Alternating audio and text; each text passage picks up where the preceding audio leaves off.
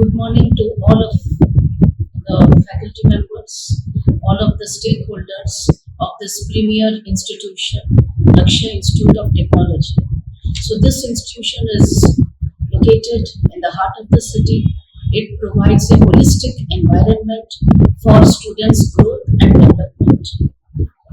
So this institution, from the top level, from the chairman to all the teaching as well as the non-teaching staff, are very sincere, honest, committed, dedicated to their work. They work with sincerity for the students' growth and development.